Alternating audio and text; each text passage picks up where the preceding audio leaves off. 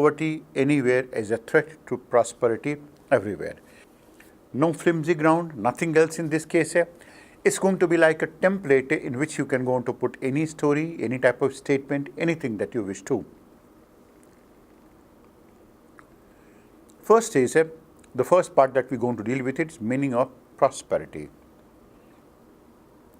Prosperity can be defined by different people, it can be perceived by different people and in different ways. One of the most common forms of prosperity is wealth. Which wealth? Financial wealth, natural wealth, intellectual wealth, social wealth, which part? Now that goes on to become a question. Effectively, all of this type of wealth. Any one of them in which you are rich in, you are prosperous. That's one. Of course, in this case, we are going to be talking about more financial, and we will going to come across good number of students who will going to talk about only about the financial part of it.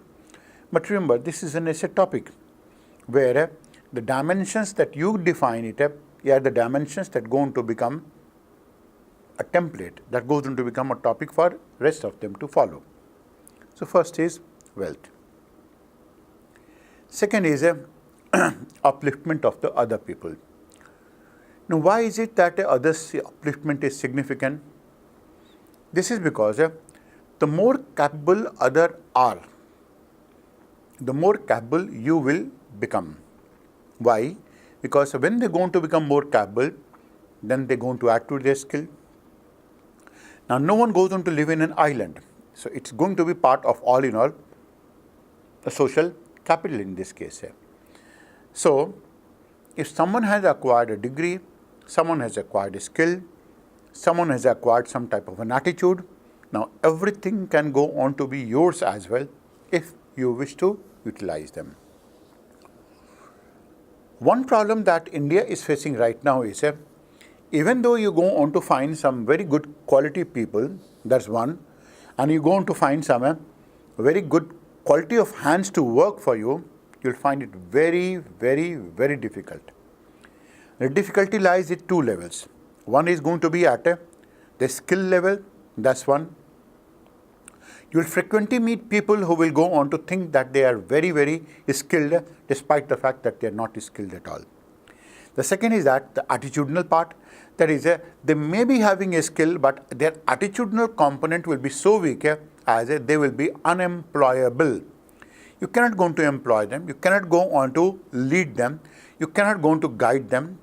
So, it's essential that these people go on to get uplifted so that they can go on to be a part of a social capital, intellectual capital, financial capital, or a managerial capital that you wish to build. The third is sustainability. So what? You are prosperous today. Is it that you are going to be prosperous tomorrow? Now that goes on to pick up a sustainability aspect of it, associated with it. Then self-understanding and values.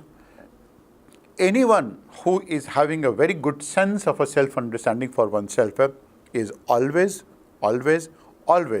going to be in a much better position to take decisions, simplify themselves, use the other people or maybe utilize other people, and also they can go on to plan for themselves.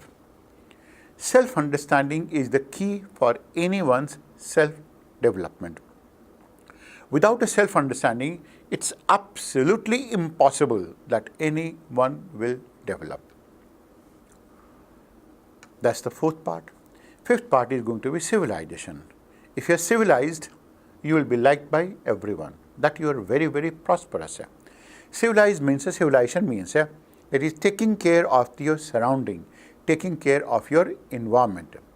Civilization effectively goes on to mean that is the meaning of civilization is respecting your environment surrounding yourself. If you are respecting your environment, you are civilized. You are not respecting it, you are not at all civilized. And civilization anywhere, take an example, we are going to say that India is civilization. Now most of the Indians, what they have done to their heritage is that you go to any type of a heritage, be it a minus so-called Taj Mahal, you go to most grand monument that has ever been made in India. And which is going to be? There is going to be Hampi. The whole of this region, Vijayanagar, there is nothing that is more grand. Maybe that is Taj Mahal has been branded, it has been propagated for obvious political reasons. You know that better on. But then that has been most grand, and you will going to find that is the good amount of it has been defaced by the Indians themselves.